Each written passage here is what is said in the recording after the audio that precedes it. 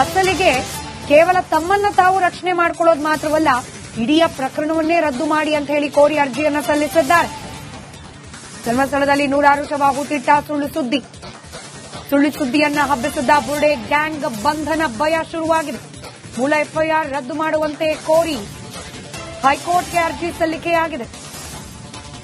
ಅಂದ್ರೆ ಚಿನ್ನಯ್ಯ ನೀಡಿದ್ದ ದೂರು, ಆ ದೂರಿನ ಆಧಾರದಲ್ಲಿ ದಾಖಲಾಗಿದ್ದ ಕೇಸ್ ಕ್ರೈಮ್ ಸಂಖ್ಯೆ 39/2025. ಇಡೀ ಈ ಪ್ರಕರಣವನ್ನೇ ರದ್ದುಗೊಳಿಸುವಂತೆ ಮನವಿಯನ್ನ ಮಾಡಿಕೊಂಡಿದ್ದಾರೆ. ವಕೀಲರಾದ ಬಾಲನ್ ಮೂಲಕ ಬುರ್ಡೆ ಗ್ಯಾಂಗ್ ಅರ್ಜಿಯನ್ನು ಸಲ್ಲಿಸಿದ್ದಾರೆ. ಡೀಟೇಲ್ಸ್ ನಮ್ಮ ಪ್ರತಿನಿಧಿ ಮಾದೇಶ್ ನೀಡ್ತಾರೆ, ನೇರ ಸಂಪರ್ಕದಲ್ಲಿದ್ದಾರೆ. ಮಾದೇಶ್, ಇವತ್ತೇ ಕೋರ್ಟ್ನಲ್ಲಿ ವಿಚಾರಣೆಗೆ ಬರುತ್ತಾ ಈ ಅರ್ಜಿ?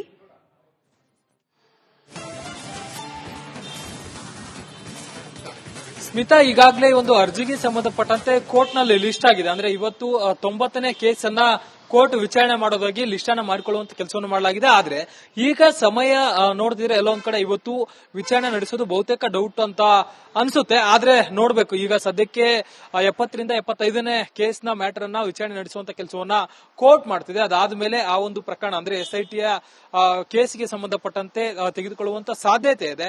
ಯಾಕಂದ್ರೆ ಈಗಾಗಲೇ ಈ ಒಂದು ಅರ್ಜಿಗೆ ಸಂಬಂಧಪಟ್ಟಂತೆ ಮಹೇಶ್ ತಿಮರೋಡಿ ಆಗಿರ್ಬೋದು, ಗಿರೀಶ್ ಮಠಣ್ಣನಾಗರ ಅವರು ತಮ್ಮ ಮೇಲೆ ಯಾವುದೇ ರೀತಿಯಂತ ಆರೋಪವೇ ಇಲ್ಲಿ ಕೇಳಿ ಬಂದಿಲ್ಲ ಅನ್ನುವಂತ ಒಂದು ಅಂಶವನ್ನ ಇಟ್ಕೊಂಡು ಆ ಒಂದು ಪ್ರಕರಣವನ್ನ ರದ್ದು ಮಾಡಬೇಕು ಅಂತೇಳಿ ಹೈಕೋರ್ಟ್ಗೆ ಅರ್ಜಿಯನ್ನ ಹಾಕುವಂತ ಕೆಲಸವನ್ನ ಮಾಡಲಾಗಿದೆ. ಇಲ್ಲಿ ಕಾರಣ ಏನಂತಂದ್ರೆ, ಇಲ್ಲಿಷ್ಟು ದಿನಗಳ ಕಾಲ SIT ಅಧಿಕಾರಿಗಳು ಸಾಕಷ್ಟು ಆಯಾಮಗಳಲ್ಲಿ ತನಿಖೆ ಮಾಡುವಂತ ಕೆಲಸವನ್ನ ಮಾಡಲಾಗಿತ್ತು. ಇವರೇ ಸೃಷ್ಟಿಸಿರುವಂತಹ ಒಂದು ಕೇಸ್ಗೆ ಸಂಬಂಧಪಟ್ಟಂತೆ ಪ್ರಕರಣ ಕೂಡ ದಾಖಲಾಗಿತ್ತು.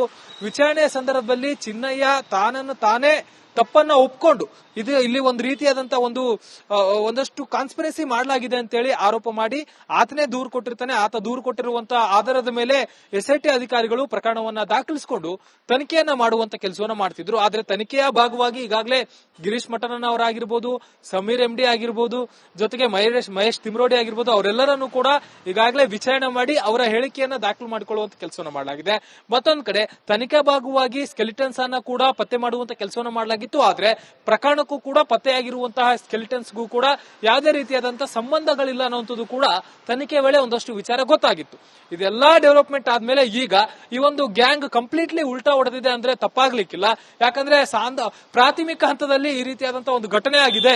ನೂರಾರು ಮಹಿಳೆಯರ ಶವಗಳನ್ನ ಊತಿಡಲಾಗಿದೆ ಅಂತೇಳಿ ಇವರೇ ಆರೋಪಗಳನ್ನ ಮಾಡಿದ್ರು. ಮತ್ತೆ ಮೀಡಿಯಾಗಳಿಗೆ ಹೇಳಿಕೆಗಳನ್ನ ನೀಡುವಂತ ಕೆಲಸವನ್ನ ಮಾಡಿದ್ರು. ಇವರೇ ಮುಂದೆ ನಿಂತು ಚಿನ್ನಯ್ಯನನ್ನ ಬಿಟ್ಟು ಆತ ಒಂದು ಶವಗಳನ್ನ ತೋರಿಸ್ತಾನೆ ಅಂತೇಳಿ ಹೇಳಿಕೆ ನೀಡುವಂತ ಕೆಲಸವನ್ನು ಮಾಡಿದ್ರು. ಆದ್ರೆ ತನಿಖೆ ನಡೀತಾ ಇದು ಒಂದು ಕಾನ್ಸ್ಪಿರಸಿ ಅನ್ನೋದು ಕೂಡ ಗೊತ್ತಾಗಿತ್ತು. ಹೀಗಾಗಿ ಕಾನ್ಸ್ಪಿರೆನ್ಸಿ ಅನ್ನುವಂತ ಪ್ರಕರಣವನ್ನ ಕೂಡ ದಾಖಲಿಸಿಕೊಂಡು ಪೊಲೀಸರು ತನಿಖೆ ಮಾಡುವಂತ ಕೆಲಸವನ್ನು ಮಾಡಿದ್ರು. ಅಂದ್ರೆ ಸ್ಪೆಷಲ್ ಇನ್ವೆಸ್ಟಿಗೇಷನ್ ಟೀಮ್ ತನಿಖೆ ಮಾಡುವಂತ ಕೆಲಸವನ್ನು ಮಾಡಲಾಗಿತ್ತು. ಆದ್ರೆ ತನಿಖೆ ವೇಳೆ ಒಂದಷ್ಟು ಸಾಕ್ಷ್ಯಗಳ ಕೊರತೆ ಕೂಡ ಮೇಲ್ನೋಟಕ್ಕೆ ಇತ್ತು. ಹೀಗಾಗಿ ಆ ಒಂದು ಅಂಶವನ್ನ ಇಟ್ಕೊಂಡು ಈಗ ಈ ಒಂದು ಪ್ರಕರಣದಲ್ಲಿ ನಮ್ಮ ವಿರುದ್ಧ ಯಾವುದೇ ರೀತಿಯಾದಂತಹ ಸಾಕ್ಷ್ಯಗಳು ಪತ್ತೆಯಾಗಿಲ್ಲ. ಹೀಗಾಗಿ ಈ ಒಂದು ಪ್ರಕರಣವನ್ನ ರದ್ದು ಮಾಡಬೇಕು. ಜೊತೆಗೆ ಈ ಒಂದು ಪ್ರಕರಣಕ್ಕೆ ಸಂಬಂಧಪಟ್ಟಂತೆ ಈಗಾಗಲೇ ನಾವು ವಿಚಾರಣೆಗೆ ಹಾಜರಾಗಿದ್ದೇವೆ. ನೂರಾರು ಗಂಟೆಗಳ ಕಾಲ ವಿಚಾರಣೆಯನ್ನ ನಡೆಸಿದ್ದಾರೆ. ಹೀಗಾಗಿ ಈಗ ವಿಚಾರಣೆಗೆ ಹಾಜರಾಗುವಂತೆ ಕೊಟ್ಟಿರುವಂತಹ ನೋಟಿಸ್ ಅನ್ನು ಕೂಡ ರದ್ದು ಮಾಡಬೇಕಂತೇಳಿ ಅರ್ಜಿಯನ್ನು ಹಾಕಲಾಗಿದೆ. ಇವತ್ತು ಈ ಒಂದು ಅರ್ಜಿಗೆ ಸಂಬಂಧಪಟ್ಟಂತೆ ಹೈಕೋರ್ಟ್. ಧನ್ಯವಾದ ಮಾದೇಶ್ ಮಾಹಿತಿಗಾಗಿ. ಅಸಲಿಗೆ ಕೇವಲ ತಮ್ಮನ್ನ ತಾವು ರಕ್ಷಣೆ ಮಾಡಿಕೊಳ್ಳೋದು ಮಾತ್ರವಲ್ಲ, ಇಡೀ ಪ್ರಕರಣವನ್ನೇ ರದ್ದು ಮಾಡಿ ಅಂತ ಹೇಳಿ ಕೋರಿ ಅರ್ಜಿಯನ್ನ ಸಲ್ಲಿಸಿದ್ದಾರೆ. ಧರ್ಮಸ್ಥಳದಲ್ಲಿ ನೂರಾರು ಶವ ಹೂತಿಟ್ಟ ಸುಳ್ಳು ಸುದ್ದಿಯನ್ನ ಹಬ್ಬಿಸಿದ್ದ ಬುರ್ಡೆ ಗ್ಯಾಂಗ್ ಬಂಧನ ಭಯ ಶುರುವಾಗಿದೆ. ಮೂಲ ಎಫ್ಐಆರ್ ರದ್ದು ಮಾಡುವಂತೆ ಕೋರಿ ಹೈಕೋರ್ಟ್ಗೆ ಅರ್ಜಿ ಸಲ್ಲಿಕೆಯಾಗಿದೆ. ಅಂದ್ರೆ ಚಿನ್ನಯ್ಯ ನೀಡಿದ್ದ ದೂರು, ಆ ದೂರಿನ ಆಧಾರದಲ್ಲಿ ದಾಖಲಾಗಿದ್ದ ಕೇಸ್ ಕ್ರೈಮ್ ಸಂಖ್ಯೆ 39/2025. ಇಡೀ ಈ ಪ್ರಕರಣವನ್ನೇ ರದ್ದುಗೊಳಿಸುವಂತೆ ಮನವಿಯನ್ನ ಮಾಡಿಕೊಂಡಿದ್ದಾರೆ. ವಕೀಲರಾದ ಬಾಲನ್ ಮೂಲಕ ಬುರ್ಡೆ ಗ್ಯಾಂಗ್ ಅರ್ಜಿಯನ್ನು ಸಲ್ಲಿಸಿದ್ದಾರೆ. ಡೀಟೇಲ್ಸ್ ನಮ್ಮ ಪ್ರತಿನಿಧಿ ಮಾದೇಶ್ ನೀಡ್ತಾರೆ, ನೇರ ಸಂಪರ್ಕದಲ್ಲಿದ್ದಾರೆ. ಮಾದೇಶ್, ಇವತ್ತೇ ಕೋರ್ಟ್ನಲ್ಲಿ ವಿಚಾರಣೆಗೆ ಬರುತ್ತಾ ಈ ಅರ್ಜಿ?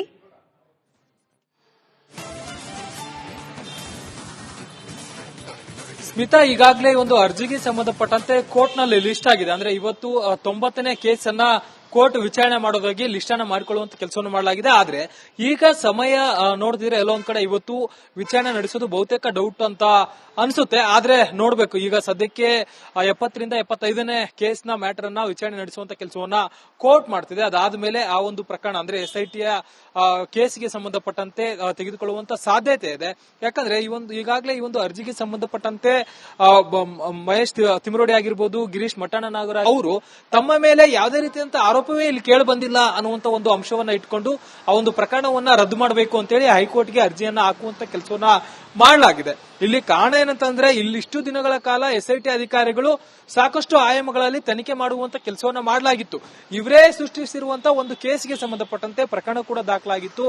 ವಿಚಾರಣೆಯ ಸಂದರ್ಭದಲ್ಲಿ ಚಿನ್ನಯ್ಯ ತಾನನ್ನು ತಾನೇ ತಪ್ಪನ್ನ ಒಪ್ಕೊಂಡು ಇಲ್ಲಿ ಒಂದು ರೀತಿಯಾದಂತ ಒಂದಷ್ಟು ಕಾನ್ಸ್ಪಿರಸಿ ಮಾಡಲಾಗಿದೆ ಅಂತೇಳಿ ಆರೋಪ ಮಾಡಿ ಆತನೇ ದೂರು ಕೊಟ್ಟಿರ್ತಾನೆ. ಆತ ದೂರು ಕೊಟ್ಟಿರುವಂತಹ ಆಧಾರದ ಮೇಲೆ SIT ಅಧಿಕಾರಿಗಳು ಪ್ರಕರಣವನ್ನ ದಾಖಲಿಸಿಕೊಂಡು ತನಿಖೆಯನ್ನ ಮಾಡುವಂತ ಕೆಲಸವನ್ನ ಮಾಡ್ತಿದ್ರು. ಆದ್ರೆ ತನಿಖೆಯ ಭಾಗವಾಗಿ ಈಗಾಗಲೇ ಗಿರೀಶ್ ಮಠಾಣ ಅವರಾಗಿರ್ಬೋದು, ಸಮೀರ್ MD ಆಗಿರ್ಬೋದು, ಜೊತೆಗೆ ಮಹೇಶ್ ತಿಮರೋಡಿ ಆಗಿರ್ಬೋದು, ಅವರೆಲ್ಲರನ್ನು ಕೂಡ ಈಗಾಗಲೇ ವಿಚಾರಣೆ ಮಾಡಿ ಅವರ ಹೇಳಿಕೆಯನ್ನ ದಾಖಲು ಮಾಡಿಕೊಳ್ಳುವಂತ ಕೆಲಸವನ್ನ ಮಾಡಲಾಗಿದೆ. ಮತ್ತೊಂದು ಕಡೆ ತನಿಖಾ ಭಾಗವಾಗಿ ಸ್ಕೆಲಿಟನ್ಸ್ ಅನ್ನ ಕೂಡ ಪತ್ತೆ ಮಾಡುವಂತ ಕೆಲಸವನ್ನ ಮಾಡಲಾಗಿತ್ತು. ಆದ್ರೆ ಪ್ರಕರಣಕ್ಕೂ ಕೂಡ ಪತ್ತೆಯಾಗಿರುವಂತಹ ಸ್ಕೆಲಿಟನ್ಸ್ಗೂ ಕೂಡ ಯಾವುದೇ ರೀತಿಯಾದಂತಹ ಸಂಬಂಧಗಳಿಲ್ಲ ಅನ್ನುವಂಥದ್ದು ಕೂಡ ತನಿಖೆ ವೇಳೆ ಒಂದಷ್ಟು ವಿಚಾರ ಗೊತ್ತಾಗಿತ್ತು. ಇದೆಲ್ಲಾ ಡೆವಲಪ್ಮೆಂಟ್ ಆದ್ಮೇಲೆ ಈಗ ಈ ಒಂದು ಗ್ಯಾಂಗ್ ಕಂಪ್ಲೀಟ್ಲಿ ಉಲ್ಟಾ ಹೊಡೆದಿದೆ ಅಂದ್ರೆ ತಪ್ಪಾಗ್ಲಿಕ್ಕಿಲ್ಲ. ಯಾಕಂದ್ರೆ ಪ್ರಾಥಮಿಕ ಹಂತದಲ್ಲಿ ಈ ರೀತಿಯಾದಂತಹ ಒಂದು ಘಟನೆ ಆಗಿದೆ. ನೂರಾರು ಮಹಿಳೆಯರ ಶವಗಳನ್ನ ಊತಿಡಲಾಗಿದೆ ಅಂತೇಳಿ ಇವರೇ ಆರೋಪಗಳನ್ನ ಮಾಡಿದ್ರು. ಮತ್ತೆ ಮೀಡಿಯಾಗಳಿಗೆ ಹೇಳಿಕೆಗಳನ್ನ ನೀಡುವಂತ ಕೆಲಸವನ್ನ ಮಾಡಿದ್ರು. ಇವರೇ ಮುಂದೆ ನಿಂತು ಚಿನ್ನಯ್ಯನನ್ನ ಬಿಟ್ಟು ಆತ ಒಂದು ಶವಗಳನ್ನ ತೋರಿಸ್ತಾನೆ ಅಂತೇಳಿ ಹೇಳಿಕೆ ನೀಡುವಂತ ಕೆಲಸವನ್ನು ಮಾಡಿದ್ರು. ಆದ್ರೆ ತನಿಖೆ ನಡೀತಾ ಇದು ಒಂದು ಕಾನ್ಸ್ಪಿರಸಿ ಅನ್ನೋದು ಕೂಡ ಗೊತ್ತಾಗಿತ್ತು.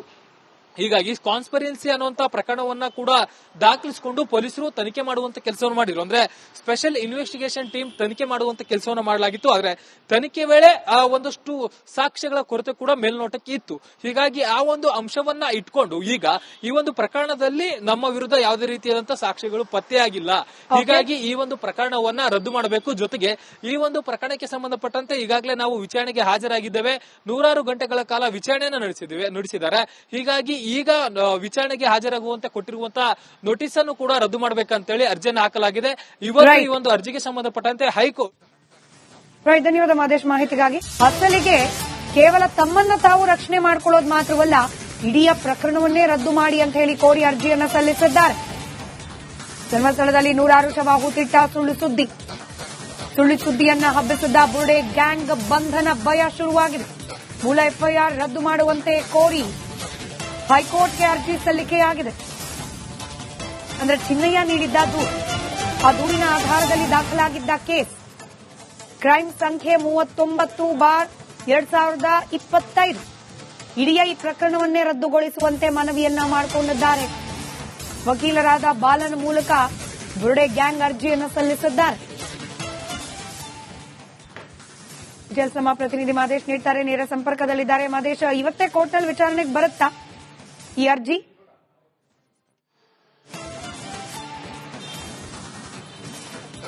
ಸ್ಮಿತಾ, ಈಗಾಗಲೇ ಒಂದು ಅರ್ಜಿಗೆ ಸಂಬಂಧಪಟ್ಟಂತೆ ಕೋರ್ಟ್ ನಲ್ಲಿ ಲಿಸ್ಟ್ ಆಗಿದೆ. ಅಂದ್ರೆ ಇವತ್ತು 90ನೇ ಕೇಸ್ ಅನ್ನ ಕೋರ್ಟ್ ವಿಚಾರಣೆ ಮಾಡೋದಾಗಿ ಲಿಸ್ಟ್ ಅನ್ನ ಮಾಡಿಕೊಳ್ಳುವಂತ ಕೆಲಸವನ್ನು ಮಾಡಲಾಗಿದೆ. ಆದ್ರೆ ಈಗ ಸಮಯ ನೋಡಿದ್ರೆ ಎಲ್ಲ ಒಂದ್ ಕಡೆ ಇವತ್ತು ವಿಚಾರಣೆ ನಡೆಸೋದು ಬಹುತೇಕ ಡೌಟ್ ಅಂತ ಅನ್ಸುತ್ತೆ. ಆದ್ರೆ ನೋಡ್ಬೇಕು, ಈಗ ಸದ್ಯಕ್ಕೆ 70ರಿಂದ 75ನೇ ಕೇಸ್ನ ಮ್ಯಾಟರ್ ಅನ್ನ ವಿಚಾರಣೆ ನಡೆಸುವಂತ ಕೆಲಸವನ್ನ ಕೋರ್ಟ್ ಮಾಡ್ತಿದೆ. ಅದಾದ್ಮೇಲೆ ಆ ಒಂದು ಪ್ರಕರಣ ಅಂದ್ರೆ SITಯ ಕೇಸ್ಗೆ ಸಂಬಂಧಪಟ್ಟಂತೆ ತೆಗೆದುಕೊಳ್ಳುವಂತ ಸಾಧ್ಯತೆ ಇದೆ.